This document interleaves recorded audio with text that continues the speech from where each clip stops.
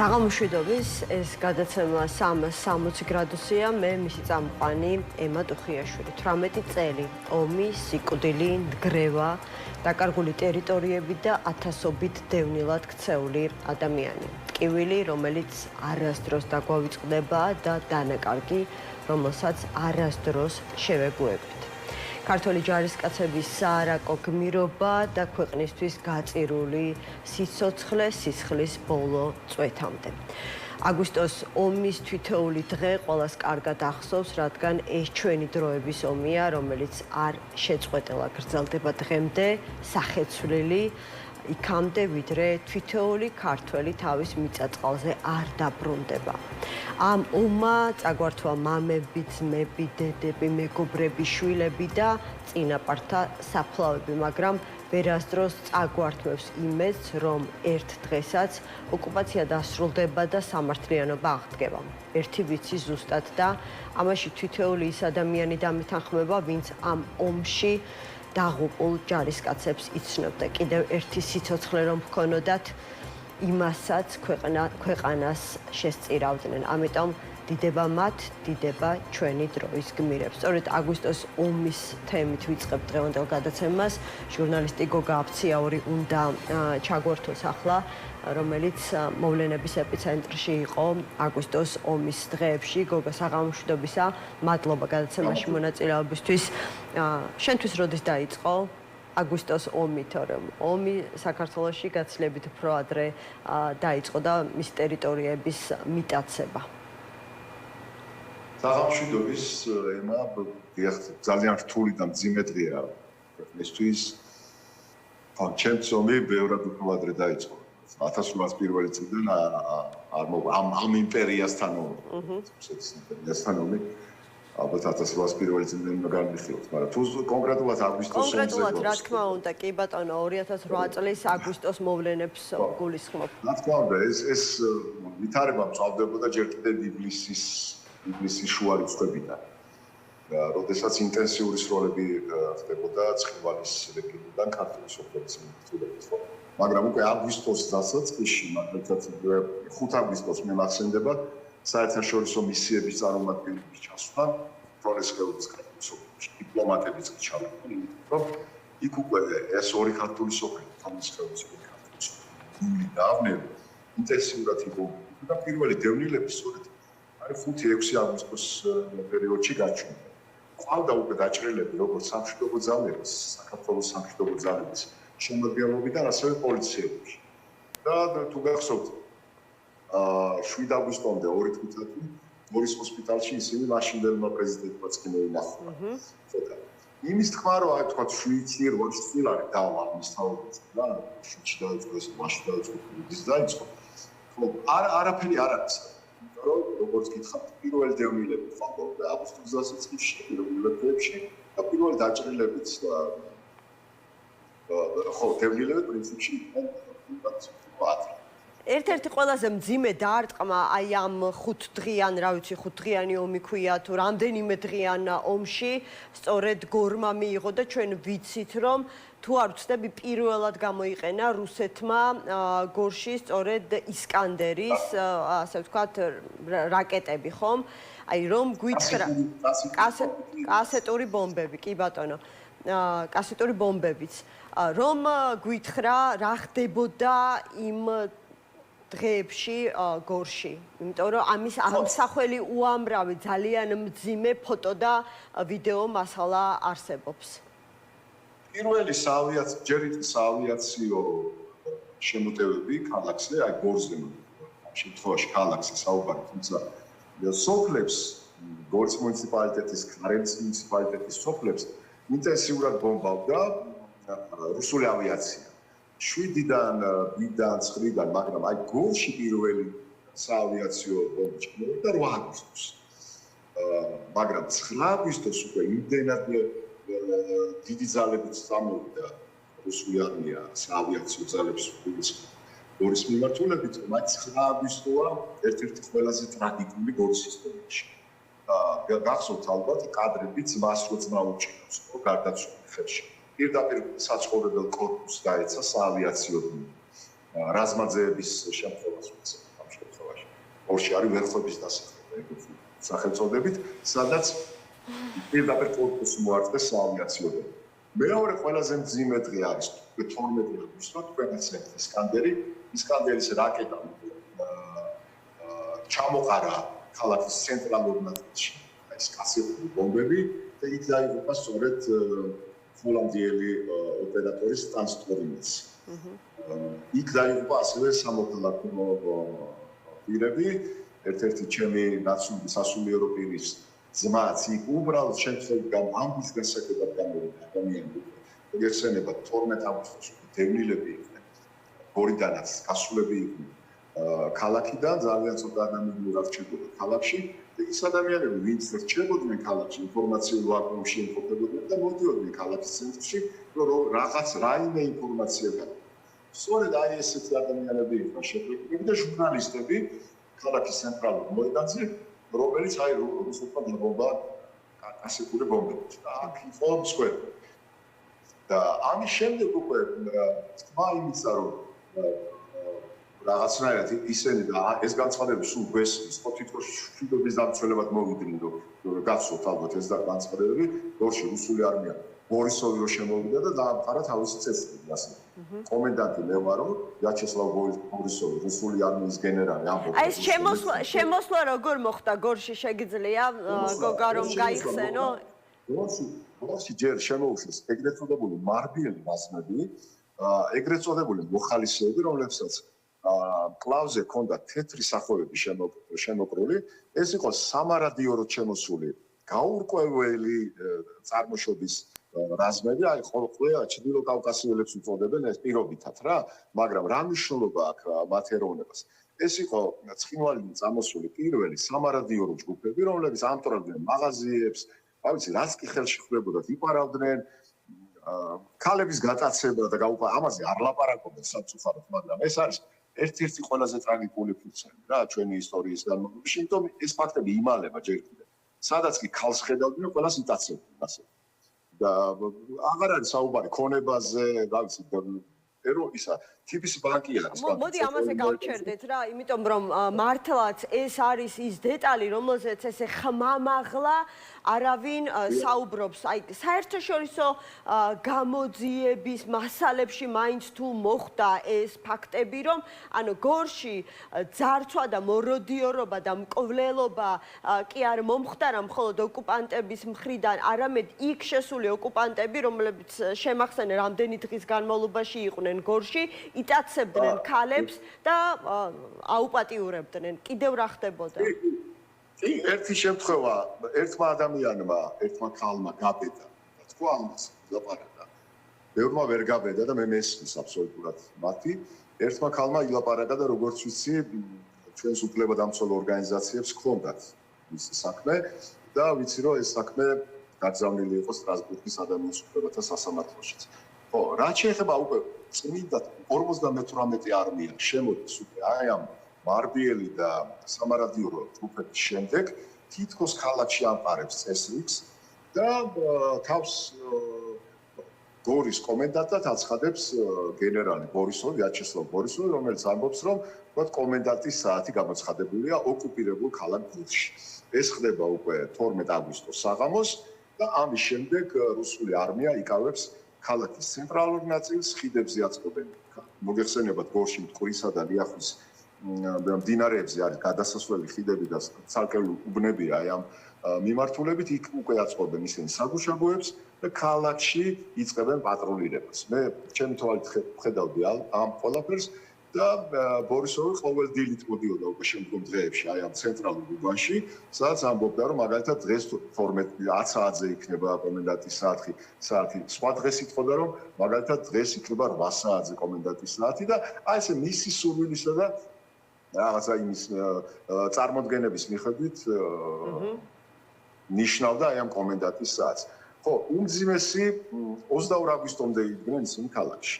22 აგვისტოს შემდეგ მათ უკვე დაიხიეს და ხო, ისიც ის არის რა, 5 დღიანი ომი.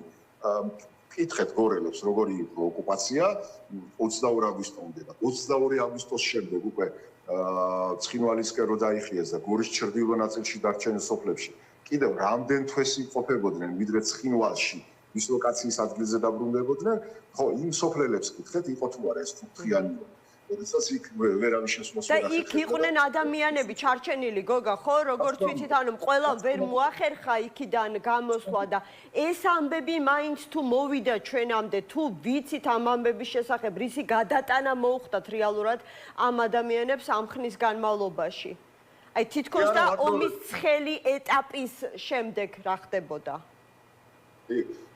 არა ვაგროვებთ ახლა შეგვიძლია ჟურნალისტებსაც და მეც რაღაცა პროექტს ვიწყებ ძალიან მალე ადამიანური ისტორიები რა ვიცით ვხვდებით ამ ადამიანებს და ვიყვებიან რა გადაიტანეს მოდი გაგვანდე რადგან ასეთი მძიმე თარიღია რამდენიმე ასეთი ისტორია აი ექსკლუზიურად წინსწრებად გაგვანდე იმიტომ რომ დღეს რაღაცა მთელი გადაცემაც გვაქვს სწორედ ამ ადამიანურ ტკივილზე აგვისტოს ომის ადამიანურ ტკივილზე და არა რაღაცა ესეთი პოლიტიკურ ჭრილში დანახულ აგვისტოს ომზე ხო არა ძალიან ცნობილი ისტორიებია ახლა მაგალითად ნიქოსში ხო ნიქოზიც ოკუპირებული იყო და იქ მეუფე ისაია ესა ნიქოზი ცხინვალის მიტროპოლიტი არ მოცილებია საკუთარ მოქალაქეებს იქ ჩარჩენილ მოხუცებს განსაკუთრებით და ყველანაირად ცდილობდა რომ ტყვეთ აყვანილი ადამიანიც რას აკეთებდნენ ეს მოხუცები რომლებიც ჩარჩნენ სოფლებში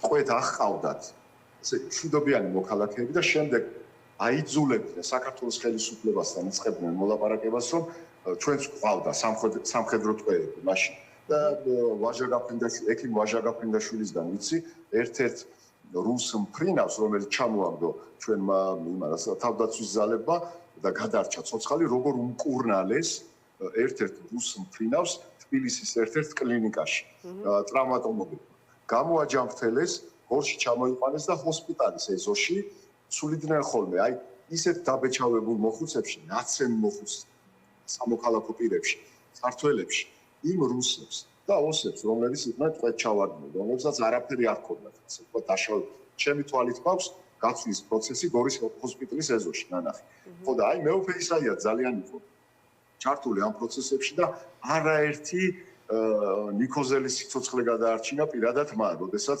ის აი პირდაპირ მიდიოდა რუს ჯარისკაცებთან და ეუბნებოდა რომ მომეცით ეს ადამიანები საფრთხეს არავისთვის არ წარმოადგენენ და არაერთი ისტორია იყო იგივე ერგენეთში მაგალითად ხო არაერთი ისტორია უამბიათ იმის შესახებ როგორ შევიდნენ და როგორ დალეწეს მაგალითად პიანინო მაგული ოქროპირიძის სახლში როგორ წიგნები დაწვეს და მაგული იხსენებს რომ რამდენიმე რუსული წიგნი მედო და ის წიგნები წაუღიათო მოუპარიათო რა აი წარმოიდგინეთ და ისა სკოლებში შედიოდნენ და დაფებზე უხამს სიტყვებს წერდნენ ქართველების მიმართ ხო აი არ ვიცი აი უცბად სპონტანურად ეხლა რაც გამახსენდა დღეს არ მომზადებულ ვარ იმიტომ რომ საქართველოში არ ვიმყოფები აი უცბად ეხლა რაც მახსენდება ემოციურად ამას გიყვებით ხო და ხო ეგეც ის აი მიმაჩნია რომ აი 5 დღიანი ომით რო შედის ისტორიაში არანაირი 5 დღიანი ომი ეგ არ არის ხალხო იმიტომ რომ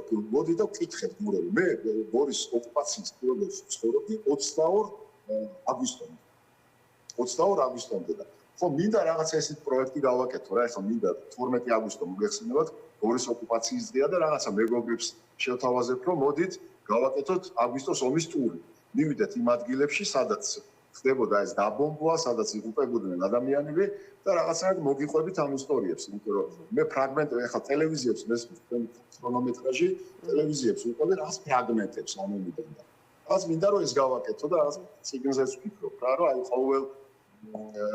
ყოველ წელს მეტი და მეტი ინფორმაცია გქონდეს. ნამდვილად მუდმივად უნდა ხდებოდეს ხოლმე ამ ამბების განახლება, შეხსენება, შევსება ესეთი დეტალებით, ეხლა რაც ჩვენ მოგვიყევი. თუ 18 წელი გავიდა და ჩემთა სამწუხაროდ ჩვენი მეხსიერება საკმაოდ მოკლე აღმოჩნდა რა.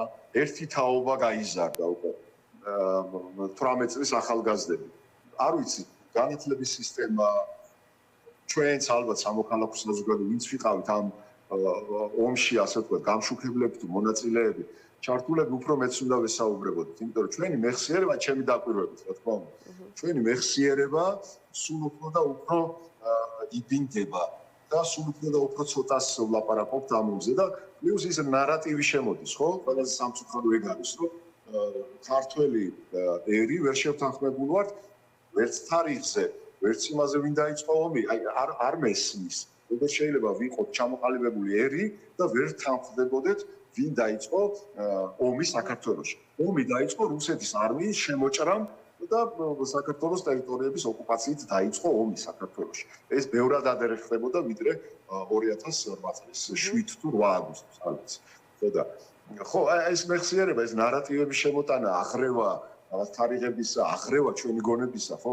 არ ვიცი, კარგს რას მოგვიტანს მომავალში, არ მესმის. აი ვერ ვფიქრობ. მე ერთი რაც შემიძლია ერთ მოქალაქის ერთ ადამიანს ის შემიძლია რომ ეს მეხსიერება რაღაცნაირად დავტოვო. ციფრული სახით იქნება, რაღაცა ტრადიციული სახით, წიგნის სახით, როგორც იქნება, ეს მინდა რომ გავაკეთო.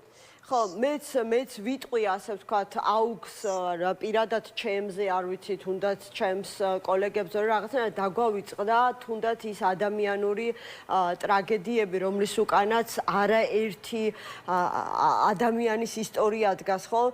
აგვისტოს ომის შვილები, ვიცით, რომ დაბომბვისას დარჩა ბავშვი ობლად, რომელსაც დედაც მოუკლეს და მამაც მოუკლეს და მე მგონი ბიძა მეურვეობდა და ბიძაც აღარ არის ცოცხალი ცოტა ხნის წინ გარდაიცვალა. ანუ ომის შვილები როგორ ცხოვრობენ, არ ვიცით რეალურად რაღაცნაირად დავიწყებას მიეცა ეს ყველაფერი, გადავერთეთ რაღაცა პოლიტიკურ კამათსა და კინკლაობასა და შენი თქმის არ იყოს იმის გარჩევაზე რაც ცხადზე ცხადია, არ ვიცი, ცენტრალური მაგისტრალიდან გაიხედონ და თვალხილულად ჩანს შეუიარაღებელი თვალით, ვინ დაიწყო ომი და ვინ შემოიჭრა საქართველოს ტერიტორიაზე. რუსეთის ბაზა ჩანს საავტომობილო მაგისტრალიდან. დიახ, ცენტრალური მაგისტრალიდან სულ რაღაც 200-300 მეტრში ბანერს დაინახავ. კი ბატონო. თბილისიდან მიემგზავრები დასავლეთ საქართველოსკენ. ხო, იმ ხალხსაც ვკითხოთ, აბა მათთვის დამთავრდა ომი? დამთავრდა ომი, ვინც სარჩო საბადებლის მომცემი მიწის ნაკვეთები დაკარგა. სტრასბურგში არის საქმე დვანელების საქმე. რუსეთის ფედერაციის წინააღმდეგ წასული. მიწები წაართვეს ომის მერე. ომის მერე წაართვეს მიწა იმ ხალხს. და ლიახვის და ლიახვის ხეობის სოფლები მახსოვს დაახლოებით 2 წლის წინ გორის ბაზარში ვიყავი და იქ ხალხს ვესაუბრებოდეთ და ამბობდნენ რომ ძალიან 2008 წლის აგვისტოს ომამდე ასე ვთქვათ ძალიან კარგად ცხოვრობდნენ, კარგი მოსავალი მოყავდათ და ახლა გაჭიროებას დღიდან დღემდე ძლივს ართმევენ თავს. ანუ აი ყოველი ასეთი ადამიანის ზურგზე გადაიარა რეალურად აი ამ 18 წელმა. დიახ, ასია. ხო, იცი რა, გორიდანაც კი სხვანაირად ჩანს ისა ოკუპაციის ხასთან მყოფი ადამიანების ცხოვრება. და თბილისიდან და რა ვიცი, საქართველოს სხვა ქალაქებიდან ალბათ უფრო სხვანაირად ჩანს რა. ხო, ალბათ ისეთი ემოცია არ მოსდევს იმას ჩვენ საუბრებს. აუცილებელია რომ ადგილზე მივიდეთ და ვნახოთ ხოლმე. და დღეს აი ძალიან სამწუხაროდ ხა ჩემმა კოლეგამ მომწერა ერთ-ერთ ტელევიზიის ოპერატორმა. უნდა შესულიყო ოკუპაციის ხასთან და ომით დაზარალებული ადამიანი, რესპონდენტი ჩაეწერა. და არ შეუშვა სახელმწიფომ ოპერატორი იქ საოკუპაციო გამყოფ ხასთან. ხო, აი, ამასაც გულისხმობ, რომ სავლაპარაკობ, რომ რაღაცა მეხსიერების დაბიდვა, თუ არ დაველაპარაკეთ ადამიანს, თუ იმ ადამიანებთან არ ჩავედით და ეს ისტორიები არ მოვაგროვეთ, ხო? ხო, როგორ უნდა დავტოვოთ ეს ისტორიები, არ მესმის.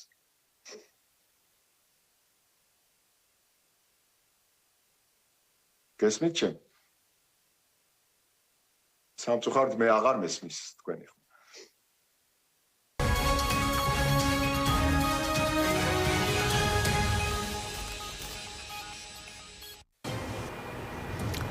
მაშას ჩვენ დავბრუნდით ეთერში და აგვისტოს ომის ერთ-ერთი გმირის ოთარ სუხიტაშვილის დედა მინდა გაგაცნოთ რუსეთ საქართველოს ომის დროს. ოთარ სუხიტაშვილის ტანკი წინ მიუძღოდა იმ სამხედრო კოლონას, რომელიც ცხინვალისკენ მიემართებოდა.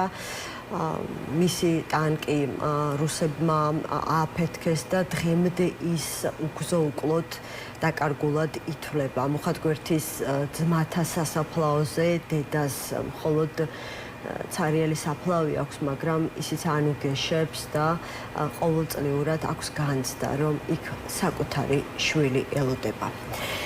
ქეთევან სუხიტაშვილი აგვისტოს ომში უგზო-უკვლოდ დაკარგული ოთარ სუხიტაშვილის დედა. მოგესალმებით, ქალბატონო ქეთევან, ძალიან დიდი მადლობა, რომ დღეს ჩვენი გადაცემის სტუმარი ხართ, გმირის დედა ხართ და მიუხედავად იმისა, რომ გავიდა 18 წელი, საქართველოს არ ივიწყებს თითოეული იმ ჯარისკაცის 8 წელს, რომელიც მათ აგვისტოს ომის დღეებში გაწიეს. მოდი გითხარით ეს დღე თქვენთვის რას ნიშნავს და რა ემოციებთან არის დაკავშირებული?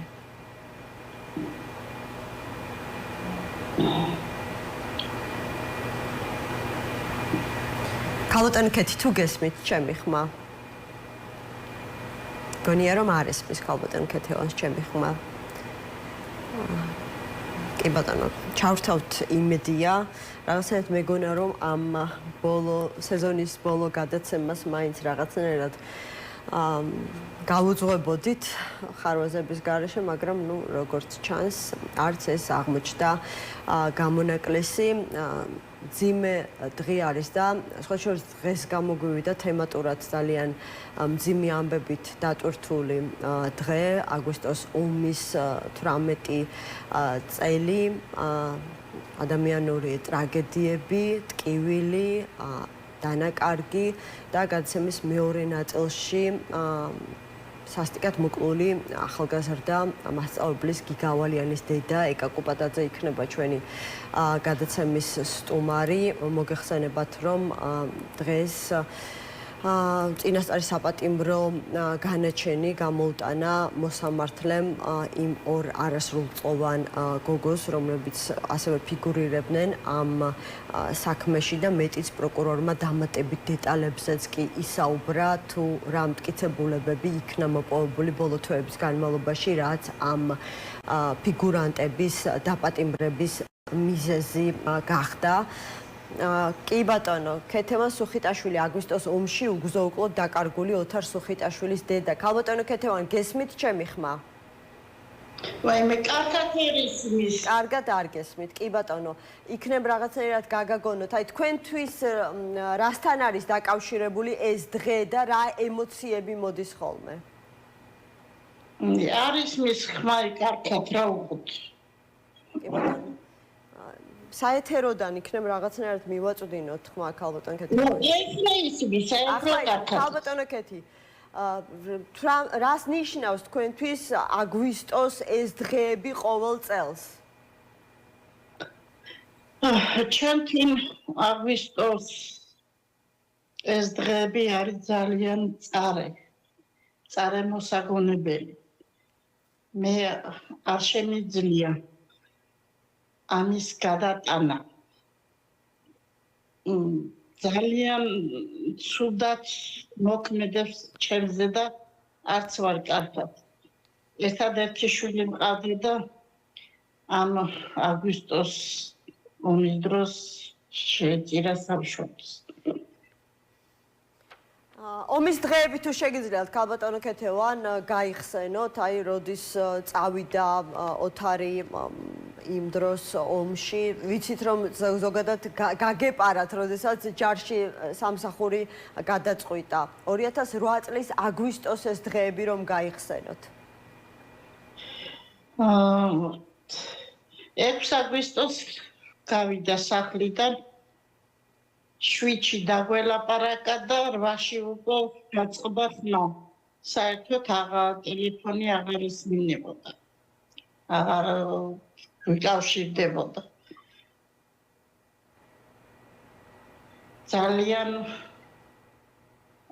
ძალიან წარია ეს აგვისტოს თვე ჩემთვის. ძალიან უბედური დედა ვარ და უფრო იმიტომ რომ ჩემი შვილი საფლავი არ ამაქვს. უგზო-უკვლოდ დაკარგულია და ძალიან ძნელია დედისთვის რომ არ იცის დედამ შვილი ცოცხალე ყავს თუ მკვდარი არ იცის საწავიდეს სადიტიროს მოხატგვერდში კი მაქვს საფლავი გახსნილი ცარიელა საფლავი და იქ მივდივარ ჩემი შვილის სანახავად და იქ ტირივა და იქ მოვიოხებ ხოლმე გულსა თუ რა ცოტა შვებას ვიგნებ ხოლმე მუხად გვერდში რომ მივდივარ. თუმცა მცდელობას არ აკლებდით. მე რამდენადაც ვიცი, თომას ჰამერბერგს შეხვდით არა ერთხელ. ანუ რაიმე ცნობები მაინც მე არის მის ხმა შეკითხვებს ვერ ვიგებ. კი ბატონო, ქალბატონო ქეთი, შევეცდებით რომ რაღაცნაირად მოგაწვდინოთ ხმა, საეთეროს თხოვრო, არ ვიცი, სრული მობილიზაცია, სრული ძალისხმევა, რომ რაღაცნაირად გავაგებინოთ ქალბატონ ქეთევანს.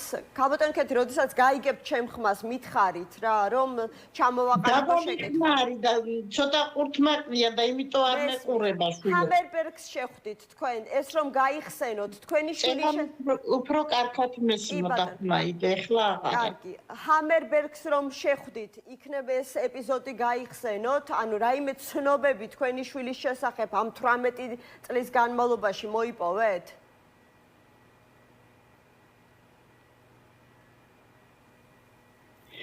არა, ჩემი შვილის ჰამერბერგი იძიებდა ცხინვალში.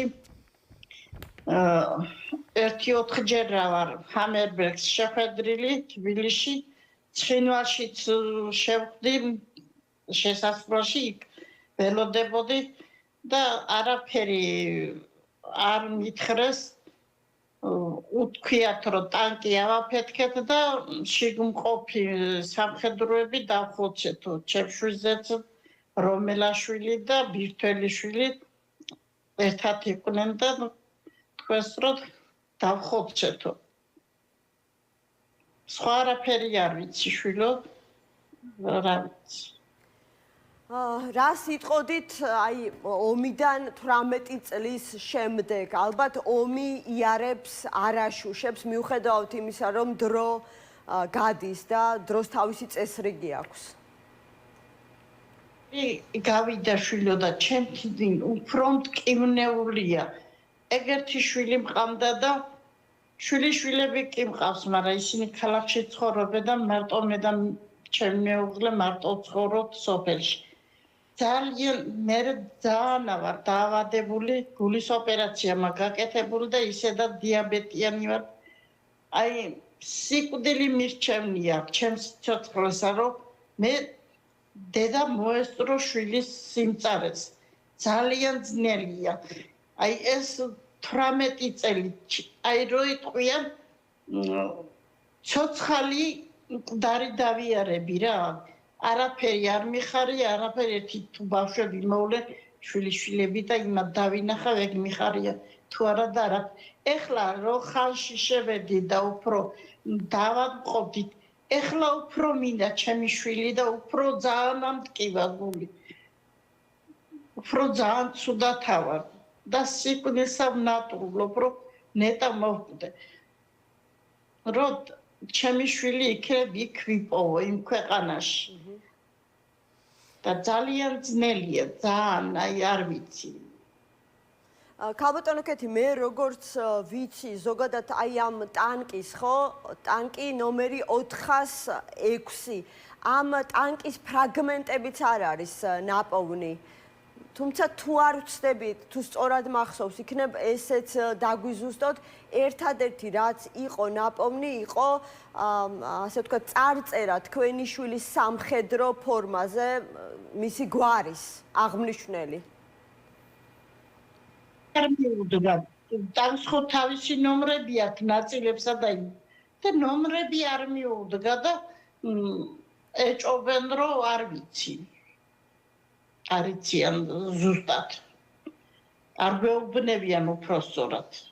თორე მათ კი იციან. და ფორმის ფრაგმენტი მაინც, რაღაცა მაინც თუ ასე ვთქვათ, იქნა აღმოჩენილი თქვენი შვილის. ეს არის თუ არა სიმართლე, რომ აი მხოლოდ გვარის აღმნიშნელი წარწერა სამხედრო ფორმაზე? ხო, ჰამერბერგმა მითხრა ეგ რომ შევეკითხეთო ქალი ადგილი საცა გვაჩვენესო რომ ეს ტანკი იყო და ესა და ერთი ოსის ქალიში გამოვიდაო სახლიდანო და სუხიტაში წარწერა ზადრო ყრიათ ხოლმე ფორმაზე ის წარწერა თქვენს რომ ერთი ეს ვიპოვნეთო სხვა ვერაფერი რო ააფეთქეთ ეს ეგდო ძირსაო სხვა არაფერი არ უყოვნია სუხიტაშვილი ოთარი ეწერაო სხვა არაფერი არ ვიცი კი ბატონო დავეშურები რადგან რაღაცნაირად ვახერხებთ რომ მოისმინოთ შეკითხვები მინდოდა წეღან მეკითხა მაგრამ უბრალოდ გამოვტოვე რატომ გადაწყვიტა ოთარ სუხიტაშვილმა სამხედრო სამსახური და რატომ მაინც და მაინც ტანკისტობა სამხედრო აი ვერ გავიგე შეკითხვა რატომ გადაწყვიტა მაინც და მაინც ასე ვთქვათ ტანკისტობა და რამდენადაც ვიცი გაიპარაო ძალიან უყვარდა სამშობლო ეგერთი შვილი ყავდა და არ მიყავდათ ჯარში და გაიპარა ჩუმად წავიდა ჩემი ბიჭი და 8 წელი იყო სამხედროში მაგრამ უყვარდა ძალიან სამშობლო და აი არ ვიცი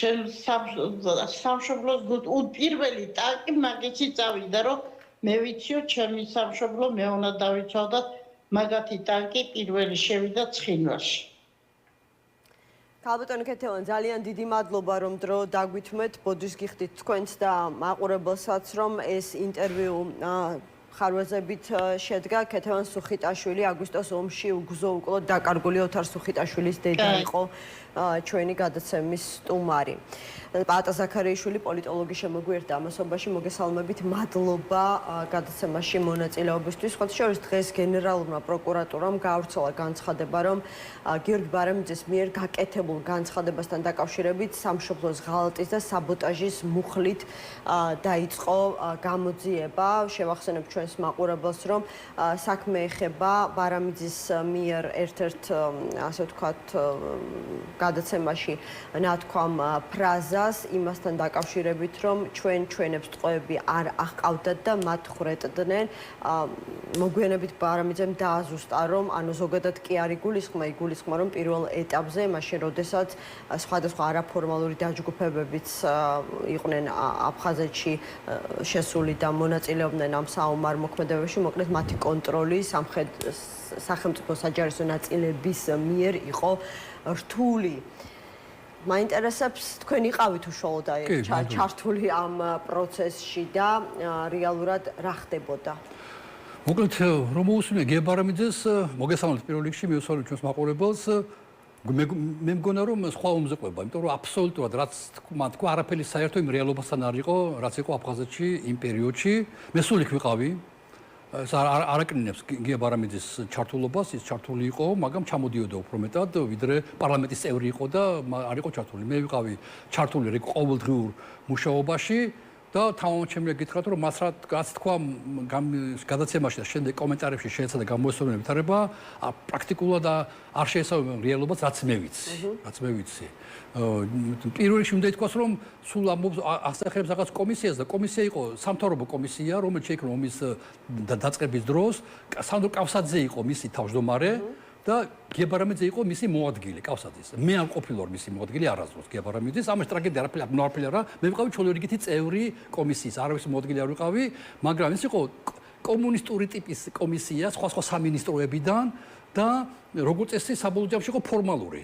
ამასობაში არჩევნები ჩატარდა საპარლამენტო და ბარამიძე გახდა პარლამენტის წევრი. ამიტომ ამოვარდა კიდევაც და ეს კომისია რეალურად არ ფუნქციონირებდა ქაღალდზე იყო მარტო. რეალურად ფუნქციონირდა ორი ადამიანი, სანდრო კავსაძე თბილისში და მე კომისიის წევრი სოხუმში. მუდმივი კონტაქტი ჰქონდა. ბარამიძეს ჰქონდა კარგი მეგობრობა, ის ხშირად ჩამოდიოდა სოხუმში ნამდვილად. მას ჰქონდა რაღაც თავისი სამხედრო შენაერთი რაღაც აკეთებდა. ანუ ნამდვილად უბოროტ ადამიანი იყო, ვერ იტყვი რომ რაღაცა ქვია ცუცაკეთება გავა. გულახდილად გეტყვით ის კომისიის წევრი კომისიის საქმიანობაში არ მონაწილეობდა ვერ მოიტანს ვერც ერთ პროტოკოლს არ კომისიის ყველა ხდომა მოლაპარაკებები ყველა პროტოკოლირებული იყო ყובה მოლაპარაკებები ქონდა იმას შევხვდი ამას შევხვდი მოიტანოს პროტოკოლები მე მაქვს ყველა პროტოკოლი არსად ბარამიძეს გვარი არაა პროტოკოლებში ყოველთვის არის ორი ადამიანის გვარი ჩემი და ვაშაკიძის რომელიც იყო დევნილთა მინისტრი ჩვენ გვეხებოდა ჩვენ კომისიას ეხებოდა ორი მართულება დევნილები ბევრი რაღაცები ეხებოდა მაგრამ სათავუში აფხაზურ მხარესთან და რუსულ მხარესთან სამხრები ურთიერთობები ჰქონდა, იყო დევნილებზე ლაპარაკი და ლტოლვილებზე ლაპარაკი. დევნილებზე და იმაზე ტყევებზე და ძევლებზე. სადაც დევნილებზე ლაპარაკობდით ხელსაწერდა ვაშაკიძე, სადაც ტყევებზე მე ვაწერდი ხელს. მოიტანოს ერთი პროტოკოლი მაინც, სადაც მისი გვარი რაღაც ფორმით თუგიც რაღაცა თუგით დამლაგებლად მუშაობდა. ერთი მეორე არასდროს არ დაუწერია მას ანგარიში. ყოველთვე წერდი ანგარიშს კავსაძის სახელზე და შევარდნაძე რეგულარულად სოხუმში იყო, ამიტომ კავსაძე მეუბნებოდა პიტერ შევარდნაძეს მიწერიო რომ მე დაელაპარაკო და შევარდნაძეს წერდი და მე ღებულობდა და რაღაცნაირად განვიხილავდით ჩემს ჩასვლებს გუდაუთაში. ბარამიძეს ერთი-ორჯერ იყო გუდაუთაში ნამდვილად, მაგრამ შედარება არა იმასთან, რასაც არამედ სულ სხვა ჯგუფი ვაკეთებდით. თუმცა აი განსაკუთრებული აღშფოთება გამოიწვია სწორედ აი ამ ნაწილმა მისი საუბრიდან, სადაც ის ამბობს, რომ მოკლედ ჩვენ ტყოები ბარემ დავამთავრებ, ესე იგი კომისია რეალურად მუშაობდა ადგილზე შექმნილი ჯგუფით. თავდაცვის სამინისტროს ფარგლებში პრესამსახურთან სომარგილიშვილი გარდაიცვალა სამწუხაროდ ეს ახალგაზრდა ადამიანი, მისი ხელმძღვანელობით არსებობდა, ქვია, ჟურნალისტები, სამხატვრო ჟურნალისტების ჯგუფი, მათ შორის ცნობილი ჟურნალისტები, კობა ლიკრიკაძე, მე გამხდარი ცნობილი კობა ლიკრიკაძე, ირაკლი ალადაშვილი, ქვია, მალხას თოფურია მებრძოლი და რამოდენიმე ადამიანი, ვინც ერთად მე ვიყავი კოორდინატორი, მე ვიყავი თბილისიდან წარმომადგენელი, ეს სამხედროები და ჩვენ ერთად მანქანა, ბენზინი რაღაცები. ანუ არსად არის გულისხმებოდა გიებარამიძე. ყველა გულახდილად გეტყვით, ბარამიძე რო არ ყოფილიყო, არც არაფერი გაფუჭდებოდა, არც არ გაკეთდებოდა, ჩვენ რო არ ყოფილიყავთ 7-8 კაცი, ძალიან ბევრი ადამიანი ცოცხალი არ იქნებოდა და ძალიან ბევრი გადმოსვლები არ იქნებოდა, ვერ დაუბრუნებდით თავის კუდრებს, თავის დაღუპულებს, თავიანთ ოჯახებს. ასე რომ ძალიან გამიკვირდა, ზღაპარია, მართალია აფხაზებს მეტი აყავდათ და მეტ საცხოვრებდნენ. ანუ დაახლოებით რაც უფრო მეტი ადამიანი ცხოვრობს სადღაც, მეტ უფრო მეტი ადამიანი იღუპება, არა? ჩვენ ნაკლები აყავდა, სამწუხაროდ იყო თითოეულა შემთხვევა ნამდვილად, ამათ პროკურატურა მუშაობდა ამაზე, მაგრამ დასაწყისში იყო რამოდენიმე ფაქტი ესეთი და მე ძალიან მკაცრად უყურებ ჩვენ ამას. თამამად შემიძლია გითხრათ, რომ 51-ზე იყო განსხვავება აფხაზების მიერ დახვრეტილი ადამიანებისა ვიდრე ჩვენთან. ანუ მნიშვნელოვნად, ჩემთვის ყოველდღე მიუღებელია, როცა ამბობს, რომ ჩვენ ხრეტი და ისინი არა. ისინი მეცხრეტენ. მარტო სოუმენის დახვრეტა ყველა ვიცით ბოლო დღეს. კამანი მთელი სოფლური სოფელი იყო. მე გამოიყვანე ყველა დაღუპულის გვამი. ორი მანქანა მოწეს აფხაზებმა დაღუპულებს. არც ერთი ტყვე არ იყო. წარმოგიდგენთ, აბსურდულია ეს. ვისაც ესმის, იმიტომ რომ ადამიანები როცა ალყაში ხარ და კარგავ ტყვია წამალს, იარაღს და მორჩა, ყდები, არა? ვერც წინადობას ვეღარ უწევ, მორჩა ავტომატი აღარ აქვს, იარაღი, ტყვია წამალი, ბარდები. კამანში ისეთი სასტიკიუმი იყო, რომ შეუძლებელია 5-6 კაცი მაინც არ ჩაბარებულიყო ტყვეთ. არც ერთი ცოცხალი კაცი არ მოწეს, ყველა იყო მკვდარი.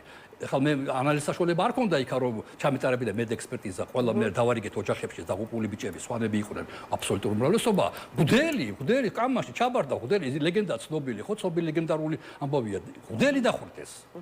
ასე რომ თამამად შემიძლია თქვა, რომ აფხაზების მხრიდან მნიშვნელოვნად მეტი იყო ჰუმანიტარული უნდა ვთქვათ, რომ ომის თარიღი ახლოვდება, ხომ? 14 აგვისტოს, კი ბატონო. და მე სექტემბერში დაგვია 14 აგვისტოს ომის დაწყება და 20 სექტემბერს საბოლოო ჯამში აღება მთლიანად მთელი დაკარგვა მთელი აფხაზეთისა. კარგი, ანუ თუ აი აბსოლუტურად ცდება ეს მონაყოლი თქვენს მიერ ნანახსა და მოსწრებულს, მაშინ აი რა ვერსია გაქვთ, რატომ მოხდა აი ასე დამახინჯება ჩვენი უახლესი ძალიან ძიმე ისტორიისა და ფაქტების. აი, ალბათ უფრო ფსიქოლოგები უნდა ახსნან, იმიტომ რომ მართლა არ მესმის, იმიტომ რომ ეს ფსიქოლოგების ასე ვთქვათ თემაა. ხო, რატო იმიტომ ხო? ფსიქოლოგების ნაწილია, შეიძლება ასე ვთქვათ. ესე მგონია, იმიტომ რომ როგორც ვთქვათ ასე და არა საგამოძიებო უწყებების, პროკურატურამ დაიწყო საქმე აღძრა და ესე ჭორიკნობაზე შეიძლება ადამიანი დაპატიმრო? უამრავი ადამიანი არსებობს, რომელიც თქვენც იცნობთ და ჩვენ მეც ვიცნობ და ეს ჩვეულებრივი ფსიქოლოგიური მოვლენა, როცა ადამიანს უყვარს რაღაცის გაზვიადება, კარგი მომენტი, თორსა მოწმე არ აყავს, გამოიხედავს, რაღაც ის რაღაცა სიტყვის, რომელიც ქვია, მან მის ღირსებას მეტად წარმოაჩენს. ანუ მან ეს კაი გადაცემა აქვს იეგო ხუჩია, საინტერესო ბევრი ფაქტები, ასეთი ფაქტები ახლა მის ვერ გასაზღვროს, ვინც სიმართლეს ამბობს და ვის წყულწავას.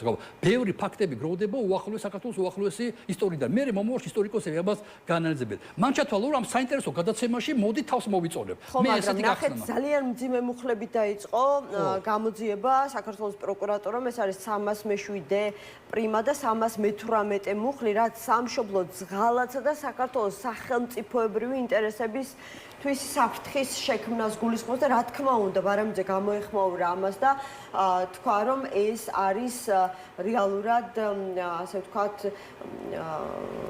პოლიტიკური ბრძოლა მის წინააღმდეგ. მეც არ ვეთანხმები, იმიტომ რომ იმაჩნია რომ ბარამიძეს არავითარი კონკრეტული ფაქტი არ უთქვია. მან მოსაზრება თქვა, თავის მოსაზრება ჯერ ესეთი უნდა დაამტკიცოს, რომ კომისიის წევრი იყო ნამდვილად. და იქ მონაწილეობდა როგორც კომისიის წევრი, ვერ დაამტკიცებს ამას ვერანაირად.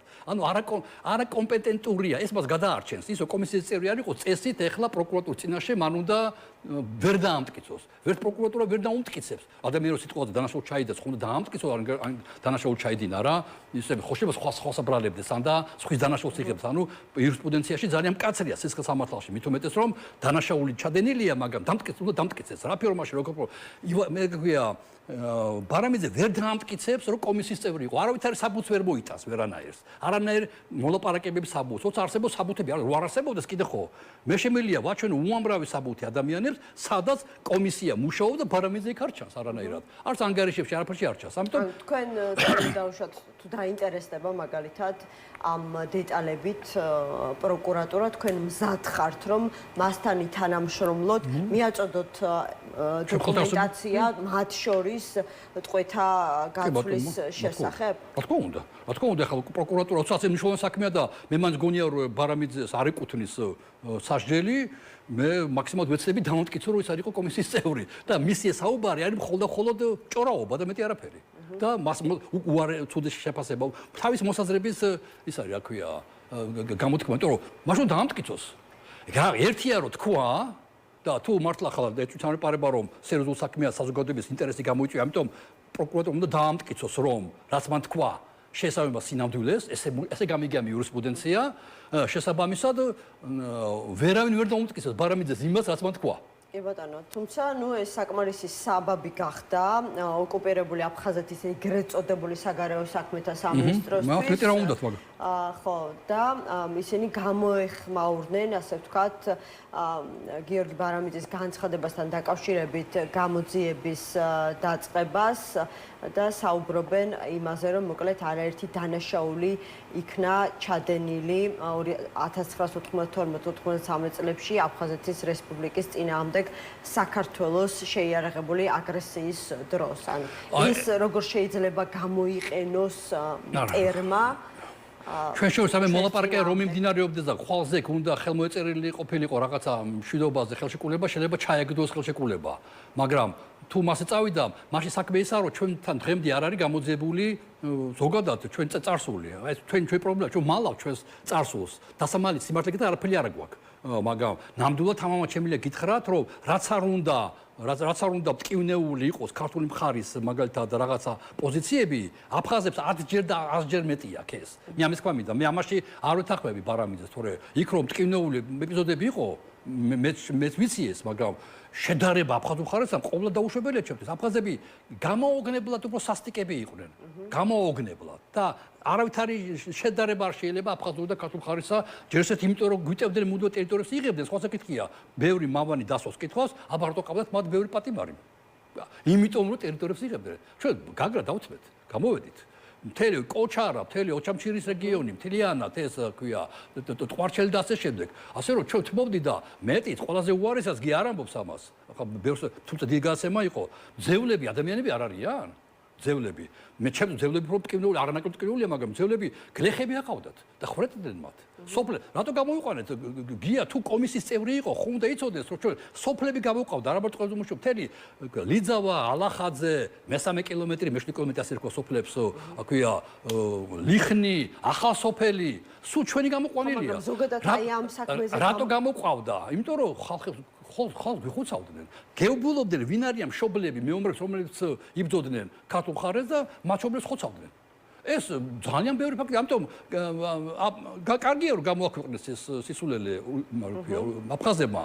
თუ დადგება დრო, ამას ჩვენი ტიპი ჩვენი უნდა დავახვედროთ მათ ჩვენი საქმე. ჯობია ეს რაღაც ფორმით შევთანხმდეთ რომ ეხლა ამის რო არა, თუ გამოძიება იქნება, კი ბატონო გამოვიძიოთ. არსებობს უამრავი ფაქტები ჩვენი მხრიდან მათ შესახებ. ხო, მაგრამ ჩვენი ჩვენს ინტერესებში რამდენად შედის ქვეყნის შიგნით ასეთი გამოძიების დაწყება და მით უმეტეს თუ ამას მსვლელობა იქნება და თქვენ აგერ მზადხართ თანამშრომლობთ გამოძიებასთან, კიდევ ვიღაცები გამოჩნდებიან, ვინც ასევე ფლობს დამატებით ინფორმაციას, ეს რამდენად სასარგებლო იქნება, რამდენად დაასხავს ჩვენს წისქვილზე წყალს. ჩვენ იმდრამეში ვართ უკვე ჩვენ წულუკენის კომისია საკმარისია ჩვენ ლაფის დასხმაზე. მე ამას მოყვა სარჩელი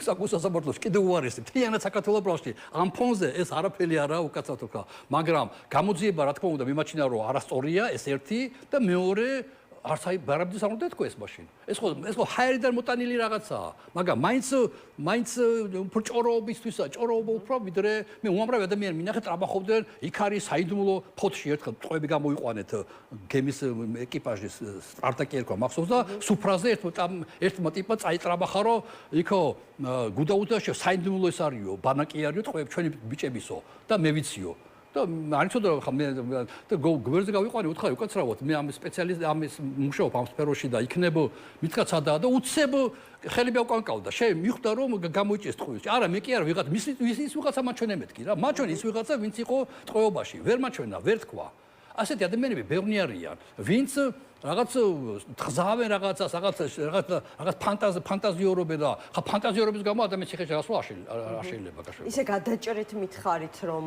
კიო ვითანამშრომლებ პროკურატურასთან რომ ხომ არ დაუბარები ხართ უკვე ეს ნახოთ არა ჯერ არ არის ამაზე ქვია ნახოთ ანუ რაღაც საუბრები იყო მაგრამ ჯერჯერობით თელი დღე გარეთ ავარ საგამოძიებულ წყებებთან ხო ჩვენ გვაქვს დაუდასტურებელი რა თქმა უნდა ინფორმაცია ალბათ ან თქვენ უნდა დაადასტუროთ ან მეორე მხარემ რომ კი იყო უკვე ერთი კომუნიკაცია შედგა მოდი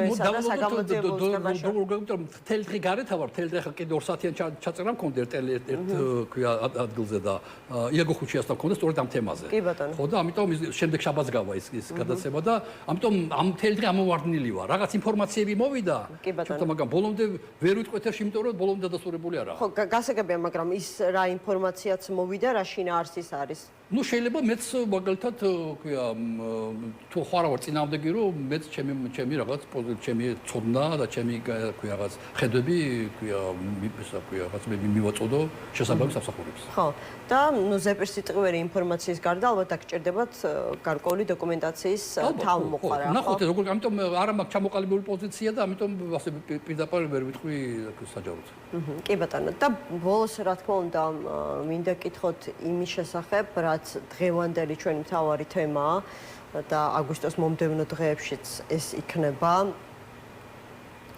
ასე ვთქვათ მოუშოშებელი იარის გახსენების დღეები ერთ შეკითხვაში ჩავატევ ყველაფერს რა ვიცი აი რა გაკვეთილი რეალურად რაიმე გაკვეთილი გამოვიტანეთ ჩვენ აგვისტოს ომიდან გაკვეთილი გამოვიტანეთ საშინელი გაკვეთილი წულუკიანის კომისიის დასკვნით და კიდევ უარესი იყო დასკვნა მაინც არის პოლიტიკური დოკუმენტი. შემდეგა პარლამენტმა შეიძლება ასეთივე კომისია შექმნას და ეს გააუქმოს, მაგრამ საშინელება არის ის, რომ ეს დასკვნა იქცა, ქვია, სარჩელად საკონსულტაციო სამართლოში და ხვალ თუ არა ზექტორ როცა იქნება, საკონსულტაციო უნდა განიხილოს ეს. და რომც უარყოს და რომც არ გააუქმოს პარტიები, რის გამოც სარჩელია ამაზე ლაპარაკი საჯარო და ხალხის გამოძახება და ეს როგორც წულუკის კომისიის უკვე სამართლებრივი იქნება, ეს არის მხოლოდ პოლიტიკური. ეს იქნება სამარცხვინო რამე. ამ ძაშვება შეიძლება, მაგრამ ჩვენ ოპოზიციამ ყველაფერი დაუშვა, რომ კომისია ასეთი ყოფილიყო, როგორც არის. ისინი ყოფილიყო, ეს არ მოხდებოდა. თენ ტრაგედია მაშია, რომ მარტო ხელისუფლებაზე ლაპარაკი სამარცხუნეო, როცა შენ იქ უნდა ყოფილიყავი და ეს გაგეჩერებინა ყველაფერი და არ წასულიყო ყველაფერი. და ეს ამაც ინდიზე უფრო არის, რომ დღეს წულუკიანის კომისია ასე თავხედურად და უტიფრად მოქმედებს. კეთილი, მადლობა პაატა ზაქარიაშვილს, პოლიტოლოგი იყო ჩვენი გადაცემის სტუმარი, რეკლამის შემდეგ.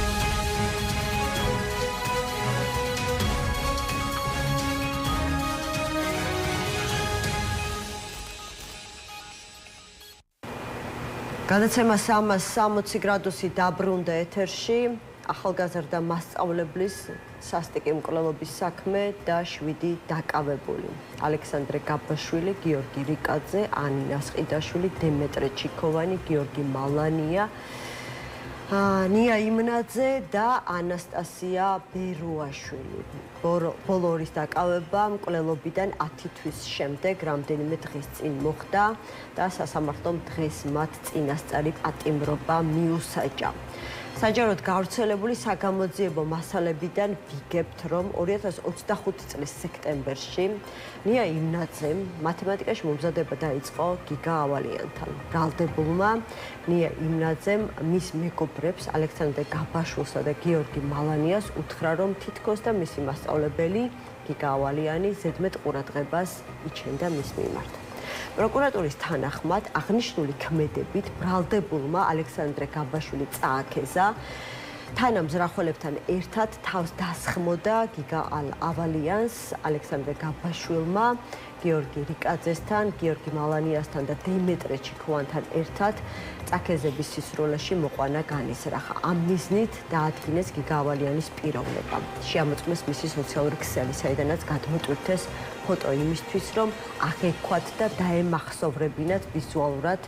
გაარკვიეს მისი სამუშაო და საცხოვრებელი ადგილის მისამართები, შეისწავლეს მისი სამუშაო გრაფიკი, რა გზით გადაადგილდებოდა სამსახურიდან სახლში, შეარჩიეს განზრახვის შესრულების ადგილი და დაიწყეს თვალთვალი.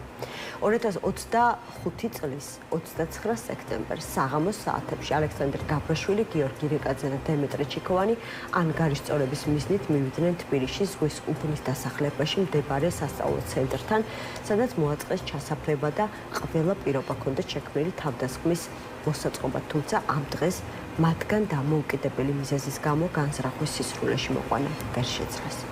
2025 წლის 1 ოქტომბერს ალექსანდრე გაბაშვილის, გიორგი რიკაძის და დემეტრე ჩიქოვანის მიერ შემუშავებული გეგმის მიხედვით ალექსანდრე გაბაშვილი და გიორგი რიკაძე ჯგუფურად თავს დაესხნენ გიგა ავალიანს, რომელმაც ჯანმრთელობის მძიმე დაზიანება მიიღო, რის შედეგადაც 2025 წლის 24 ოქტომბერს სამედიცინო დაწესებულებაში გარდაიცვალა. ეკა კუპატაძე გიგა ავალიანის დედაა, დღეს ჩვენი გადაცემის სტუმარი. მოგესალმებით ქალბატონო ეკა, მადლობა გადაცემაში მონაწილეობისთვის. ცოტა ხნის წინ პროკურატურამ გვითხრა, რომ ანა ბერუაშვილისა და ნია იმნაძის სახლში ფარული მიყურადების საფუძველზე მოპოვებულ იქნა მტკიცებულებები, რაც მათი დაკავების საფუძველი გახდა. ამაზე საუბრობდით რამდენიმე დღის წინ, როდესაც ჰქონდათ მოლოდინი, რომ მათი დაკავება მოხდებოდა? დიახ, მანამდე თქვენს შესავალ ნაწილში ერთ პატარა შესწორებას შევიტან. მართალია პროკურატურა დიახას ავრცელებს, მაგრამ ეს არის საჯარო ინფორმაცია და დეტალებს იქ ხომ ვერ გაშიფრავს. მე დავამატებ ერთ რამეს. 29 სექტემბერს გიგა ვერ მოკლეს, იმიტომ რომ ვერ იცნეს. ამიტომ მათ დამატებით კიდევ აიღეს ინფორმაციები გიორგი მალანიასგან და ნია იმნაძისგან. ნია იმნაძის სწორედ 29 სექტემბერს ქონდა გიგასთან ბოლო გაკვეთილი და ამის შემდეგ ნახა ისევ გიორგი, ალექსანდრე გაბაშვილი. ჩასაფრებაში იმყოფებოდნენ ასევე 30 სექტემბერსაც, მაგრამ მაშინ ვერ მოკლეს, იმიტომ რომ მე და გიგა მივდიოდით ერთად. ეს პატარა ამ ყველაფერს ასე დეტალურად პროკურატურა საჯარო დროის სიმცირის და გარკვეული მიზეზების გამო ვერ იტყვის. ახლა ერთს დავაზუსტებ რა. 29 სექტემბერს ქონდა ბოლო გაკვეთილი ნია იმნაძეს. ანუ ეს ის პერიოდია, ანუ გამოდის რომ პარალელურად ისინი გეგმავდნენ პარალელურ რეჟიმში ნია იმნაძის და ალექსანდრე გაბაშვილის პარალელურად ესე ურთიერთობები ქონდათ. 29 სექტემბერს, როცა ნიას გიგას გაკვეთილი ბოლო ქონდა ნია იმნაძისთან. გამოვიდა ნიამინაძე გარეთ და ამ დროს ალექსანდრე გაბაშვილი ჩვენი სახლის წინ იჯდა. ანუ უკვე ქონდათ ასე ვთქვათ დაგეგმილი ქონდათ. დიახ და ამასთან ამბობს იქ ნია იმნაძე ჩვენებაშიც ალექსანდრე გაბაშვილის და ეს ტრენდადაქცია მერე მისმა ოჯახმა ისიც რომ თითქოს და ნია იმნაძეს გიგაოლიანმა ბოლო გაკვეთზე გაცილება შესთავაზა და სწორედ ეს შეშჩივლა ვითომ ყველას. სინამდვილეში ბოლო გაკვეთაზე უკვე იქ იყო მკვლელი. იქ იყო მკვლელობა დაიგეგმა 26-ში.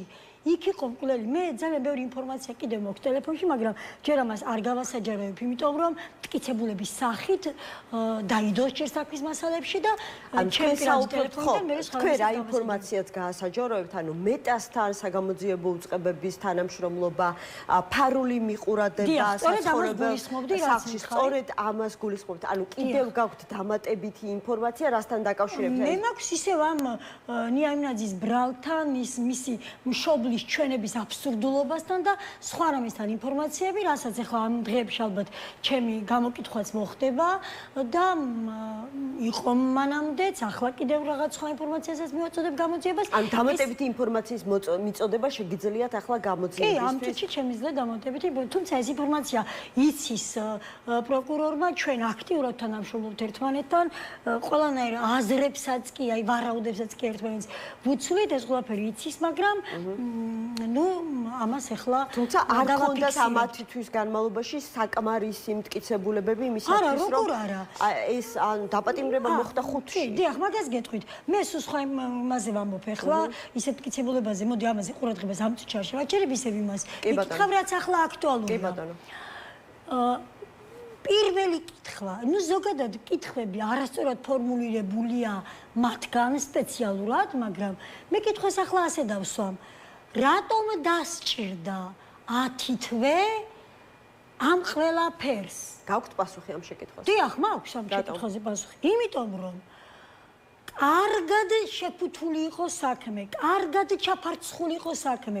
სწორედ გდანაძალადევის პროკურატურის განყოფილების პროკურორებისგან, მიხეილ კუპრაშვილისგან და ლუკა გამყრელისგან. კარგად ჩაფარცხული იყო საქმე გდანაძალადევის პოლიციის მეექვსე განყოფილებისგან და ჩემი აზრით ეს ახლა მე ასე ღრმად არ ვიცი ვის მეტი წილი დანაშაული აქვს, მაგრამ იქ არის პოლიციის უფროსი, მისი ზედამხედველობის ქვეშ არ გადიოდა არც ერთი საქმე, მით უმეტეს მათ ნათქვამს ციტირებ, უბრალო საქმე არ იყო, ამიტომ ვფიქრობ, ყველაზე მეტი წილი ბრალი იქ მიუძღვის იაგო ტალახაძეს და გლდანაძალადევის, აი პოლიციის მეექვსე განყოფილებაში ისე კოხტად ჩაფარცხული იყო, რომ თუნდაც გიორგი მალანია, რომელიც დაიჭირეს ერთი თვის წინ, არსად არ ფიგურირებდა, აბსოლუტურად არსად.